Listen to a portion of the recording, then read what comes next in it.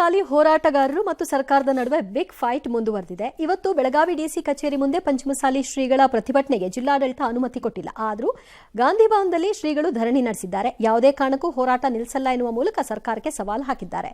CM ವಿರುದ್ಧ ಘೋಷಣೆ ಕೂಗಿದ್ದಾರೆ. ಇನ್ನು ಪಂಚಮಸಾಲಿ ಹೋರಾಟಕ್ಕೆ ಅನುಮತಿ ನೀಡದ ಸರ್ಕಾರದ ವಿರುದ್ಧ ಬಿಜೆಪಿ ಗರಂ ಆಗಿದೆ. ಬೆಳಗಾವಿಯಲ್ಲಿ ಪ್ರಜಾಪ್ರಭುತ್ವ ಇದೆಯಾ ಅಂತ ಯತ್ನಾಳ್ ಕೇಳಿದ್ದಾರೆ. ಸಿಎಂ ವಿರುದ್ಧ ಆಕ್ರೋಶ ಹೊರಹಾಕಿದ್ದಾರೆ. ಈ ಮಧ್ಯೆ ಪಂಚಮಸಾಲಿಗಳ ಮೀಸಲಾತಿ ವಿಚಾರವನ್ನು ಕೇಂದ್ರ ಸಚಿವ ಪ್ರಹ್ಲಾದ್ ಜೋಶಿ ಯಾಕೆ ಇತ್ಯರ್ಥ ಮಾಡಲಿಲ್ಲ ಅಂತ ಮುಖ್ಯಮಂತ್ರಿಗಳು ಪ್ರಶ್ನಿಸಿದ್ದಾರೆ. ನಿಜವಾಗಿಯೂ ಕ್ಷಮೆ ಕೇಳಬೇಕಾಗಿರೋದು ಯಾರು ಅಂತ ಕೇಳಿದ್ದಾರೆ. ಏನೇ ಬೆಕ್ಕ ತಿಪ್ಪಲಾಗಿ ಹೊಡೆದ್ರು ನಮ್ಮ ಹೋರಾಟ ನಿರಂತರ. ತಲೆ ಕೆಳಗೆ ಮಾಡಿ ಕಾಲ್ ಮೇಲ್ ಮಾಡಿ ಏನೇ ನಮ್ಮ ಹೋರಾಟವನ್ನು ಹತ್ತಿಕ್ಕೊಂದು ಪ್ರಯತ್ನ ಮಾಡಿದ್ರು ನ್ಯಾಯ ಸಿಗೋವರೆಗೆ ಹೋರಾಟವನ್ನು ಮಾಡ್ತೀವಿ. ಕೊಡಲ್ಲ ಅನ್ನುವಂಥದ್ದು ಅವರ ವಿಕೃತಿ, ಪಡಿತೀವಿ ಅನ್ನೋಂಥದ್ದು ನಮ್ಮ ಸಂಸ್ಕೃತಿ. ಕೊಡಕ್ಕಾಗಲ್ಲ, ಅವಮಾನ ಮಾಡಿರ್ಬೋದು, ಕೊಡುವಂಥ ಪುಣ್ಯಾತ್ಮ ಹೊಡೆತಾನೆ ಪಡ್ಕೊಳ್ತೀವಿ. ಬೆಳಗಾವಿಯಲ್ಲಿ ಪ್ರಜಾತಂತ್ರ ಇತ್ತು, ಇಲ್ಲೇನು ಡಿಸಿದೇ ಒಂದು ಸರ್ವಾಧಿಕಾರಿ ಹಿಟ್ಲರ್ ಆಡಳಿತ ಇತ್ತು ಕೇಳ್ತೀವಿ. ಅಲರ್ಜಿ ರೀ, ಹಿಂದೂಗಳು ಹೋರಾಟ ಮಾಡಿದ್ರೆ ಹಂಗೆ ಸಾಬ್ರು ಬೇಕಾದ ಸುಡ್ಲಿ ಬೆಂಕಿ ಹಚ್ಚಲಿ ಅವ್ರು ಮುಗ್ದ್ರು, ಅವ್ರಿಗೆ ಮುತ್ತು ಕೊಡ್ತಾರ. ನಾವು ತುತ್ತು ಕೊಡೋರಿಗೆ ಮುಕ್ತು ಕೇಳ್ತಾರ ನಮ್ಮ ಗೃಹ ಮಂತ್ರಿಗಳು. ಈ ರೀತಿ ಒಂದು ಕುತಂತ್ರ ಅವ್ರು ಯಾಕೆ ಮಾಡ್ಲಿಲ್ಲ? ಜೋಶಿ ಇದ್ದಾಗ ಜೋಶಿ ಅವ್ರು ಯಾಕ್ರಿ ಮಾಡ್ಲಿಲ್ಲ? ಜೋಶಿ ಅವ್ರು ಯಾಕೆ ಇತ್ಯರ್ಥ ಮಾಡ್ಲಿಲ್ಲಪ್ಪ? ಯಾರು ಕ್ಷಮೆ ಕೇಳಬೇಕಾಗಿರೋರು? ಯಾರು ಇತ್ಯರ್ಥ ಜೋಶಿ ಹೆಂಗೆ ಇತ್ಯರ್ಥ ಮಾಡ್ತಾ ಇದೆಯಲ್ಲ, ಅವ್ರು ಹೇಗೆ ಮಾಡೋಕ್ಕಾಗತ್ತೆ ಸರ್? ಅವ್ರ ಪಾರ್ಟಿಯವ್ರನ್ನ CM ಮಾಡಲಿಲ್ಲ ಅಥವಾ ಮಾಡಿಲ್ಲ ಅಥವಾ ಮಾಡೋದು ಇಲ್ಲ ಗೊತ್ತಿಲ್ಲ. ಅವ್ರು ಹೆಂಗೆ ಮಾಡ್ತಾರೆ?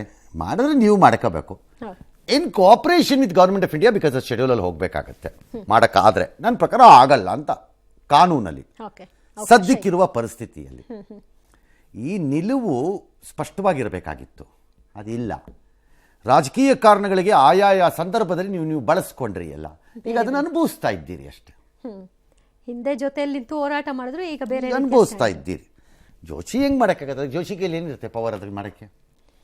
ಈಸಿ ಅಲ್ಲ ಸರ್, ಅವ್ರೇನ್ ಮಾಡಿದ್ರು ಅಂತ ಕೇಳೋದು. ಸರಿ, ಅದು ಬಿಡಿ, ಅದು ಬೇರೆ ವಿಚಾರ.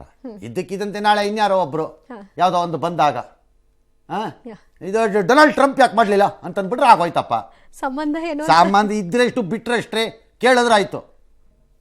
ಪ್ರಶ್ನೆ ಮಾಡ್ತಾ ಇರೋದು ಕೇಳ್ತಾ ಇದ್ರೆ ಆಯ್ತು. ಸುಮ್ಮನೆ ಪ್ರಶ್ನೆ ಡೊನಾಲ್ಡ್ ಟ್ರಂಪ್ ಯಾಕ್ರಿ ಮಾಡ್ಲಿಲ್ಲ ಅನ್ಬಿಡೋದು, ಮುಗಿದೋಯ್ತು ಕೆಲಸ. ಕೇಳೋರು ಯಾರು? ನಿಲ್ಲೋ ಹಾಗೆ ಕಾಣಿಸ್ತಿಲ್ಲಲ್ಲ ಸರ್ ಈ ಪ್ರತಿಭಟನೆ. ಅದು ಅವ್ರಿಗೆ ಬಿಟ್ಟಿದ್ದಿತ್ತು. ಅವ್ರಿಗೆ ಬೇಕಾಗೋವರೆಗೂ ಅವ್ರು ತಮ್ಮ ಹೋರಾಟವನ್ನು ಮಾಡಬಹುದು ತಮಗೆ ತೋಚಿದ ರೀತಿಯಲ್ಲಿ.